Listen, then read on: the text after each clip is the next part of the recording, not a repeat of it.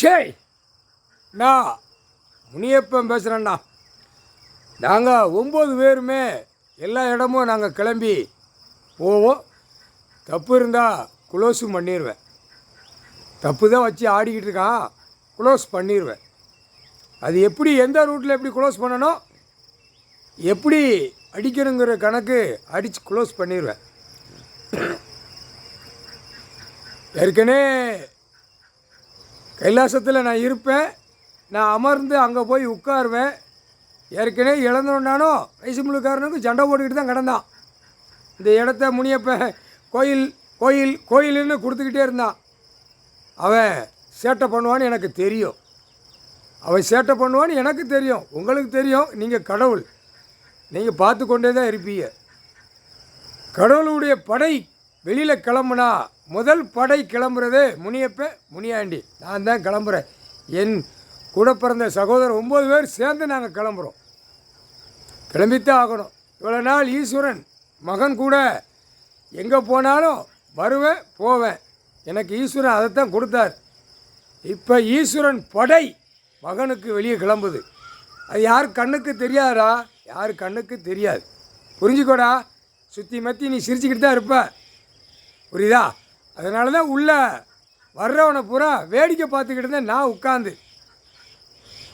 அவர் என்ன சொன்னார், எங்கள் அண்ணன் ஈஸ்வரன், இல்லே ஒரு புரோக்கர் வரானா அத்தனை புரோக்கர் அவன் வச்ச கணக்கிலே நீதிமன்றம் காவல்துறை எல்லா அதிகாரியும் நான் கணக்கு உள்ளே ஏற்றிக்கிட்டேன்டா, அது தண்டி வரட்டும் போட்டோம் அப்படின்னு சொல்லிட்டார். அதனால தான் வேடிக்கை பார்த்து கொண்டே இருந்தேன். வருதவன்லாம் திமிர்த்தனமாக வந்தாடா. இல்லே உன் திமிரை ஒடிக்கிறதுக்கு எவ்வளோ நேரம் ஆகும்? இன்னையிலேருந்து வெளியே கிளம்பிட்டேன். வந்தவன் போனவனை குடும்பமே அப்படியே ஆட்டி விட்டுருவேன். அந்த ஆட்டுற வேலை என் வேலை தான். அந்த வரம் எனக்கு கொடுத்துட்டார் ஈஸ்வரன். ஈஸ்வரன் எங்கள் அண்ணன் கொடுத்துட்டாரா. மால் போட்டு ஒரு ரைஸ் மில்லுக்காரன் என்னை கெட்டுதானா, அப்போ அவன் கூட சேர்ந்த எத்தனை ரைஸ் மில்லுக்காரன் இருக்கான், எத்தனை பேர் உட்காந்து பட்டியல் போட்டு பேதான் கூட்டம் கூட்டமாக உட்காந்து உன்னுடைய 2ஆம் நம்பர் வியாபாரத்தை பேசுதில்ல, பிஸ்னஸ் வியாபாரம் கூட்டங்கள், புரியுதா?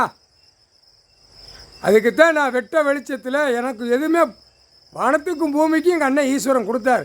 அதான் அவனை நான் உட்கார்ந்தேன். அந்த உட்கார்ந்த இடத்த சுற்றி மால் போட்டு கட்டுற கல்லை வச்சு ஊண்டானா அவனுக்கு அப்போ எவ்வளோ கொழுப்பு. இதோட ஒன்றை வச்சு நொறுக்கி விடுற வேலை எங்கள் வேலை, புரியுதா? அதான் ரைஸ் மில்லுக்காரன் உள்ளே மாட்டுவான்டான்னு ஒருக்கா சொன்னார். உன் இடத்துல மாட்டுவான், நீ உட்கார்ந்துருக்க இடத்துல அப்படியே ஒரு இடம் விடாமல் பிட்டு போடுவான்டா அப்படின்னு சொன்னார் எங்கள் அண்ணன் ஈஸ்வரன். அதே மாதிரி பிட்டு விடாமல் போட்டு கல்வரிகளை போட்டு அப்படியே வச்சிருக்கான். இன்னையிலேருந்து தொலைஞ்சடா ஒன்றை வச்சே தமிழ்நாடு முழுவதும் ரைஸ் மில்லை அப்படியே அப்படியே உள்ளே மாட்டி கொண்டு வருவேன்டா. நீதிமன்ற கோர்ட்டில் கேட்டுக்கோப்பா. தப்பு செஞ்சதுக்கு தண்டனை கொடுத்து தான் ஆகணும். அந்த தப்பு கணக்கு சாமி கையில் விழணும். மானிட பிறவி 2ஆம் நம்பர் வியாபாரம் சண்டையும் சத்திரம் இடத்துல உள்ள கணக்கு எல்லாமே சாமி கையில் வரணும். கடவுள் சாமி கையில் வந்துருச்சு. இனிமேல் நொறுக்கி விட்டுருவேன், புரியுதா? உயிர் பலி அடிக்காதீங்கடா. உட்கார்ந்துருக்கார் உச்சியில், செய்யாதீங்கடா. அந்த பாவத்தை செய்யாதீங்கடா.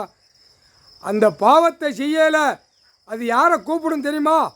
அம்மா கடவுளே காப்பாற்றங்களை முடியலையா, நாங்கள் வாழ்றதுக்கு பூமியில் சாப்பாடு உறவு கொடுத்துருக்கிய இந்த மானிட விலங்கை விட மோசமாக இருக்கான். விலங்கு உள்ள காட்டுக்குள்ளே கிடக்கிற விலங்கை விட மோசமாக இருக்கானே கடவுளேன்னு சொல்லி கண்ணீர் விடுதுடா. அதே புரிஞ்சிக்கோ. இந்த மாத்தையில் உயிர் பலி அடிக்கிறவன் பூரா செத்து போவான், மடிஞ்சு போவான், குடும்பம் கருவறுத்து போகும். தை மாதம் என்ன தெரியுதா? அதுகளுக்கு சாப்பாட்டு உணவுகளை தேடும், உணவுகளை பார்க்கும். அதுக்கு நாளே தை மாதமாக கொடுத்தார். தை மாதத்தில் போய் உயிர் பலியை செய்யாதீங்கடா மானிட பேயலா, முட்டா பேயலா. கடவுள் படைக்காரா, அதே அத்துமீறி உன் நாக்கு உள்ளே இழுக்காங்கண்டா காமுட்டா பேயலா. அதுதானடா கக்கூசு கட்டி வச்சிருக்கலடா, அதை வச்சு சாப்பிடுங்கடா. நான் சொல்லுதான்டா முனியப்பேன். அண்ணா முக்கால் சத்தியம், 9 பேர் இன்னையிலேருந்து கிளம்புவோம். கைலாசத்து பின்னாடி ஒரு எம்எல்ஏ இருக்கான், அவனை என்ன செய்யணும் கணக்கு கொடுங்கள்.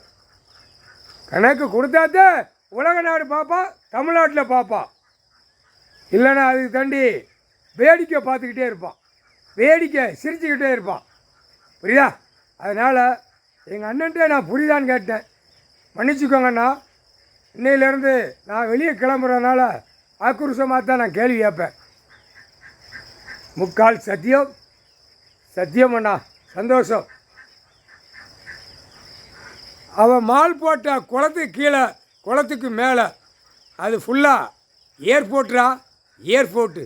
மகளுக்காக இடம் ஒதுக்கின இடம், அதுதான் இராணுவ முப்படை வர்ற இடம். அதுதான் இங்கே இருந்தால் கணக்கு கேள்வி கேட்பான், இங்கே இருந்தால் போவான். எல்லாம் புரிஞ்சுக்கோடா. அதான் ஏர்போர்ட்டு.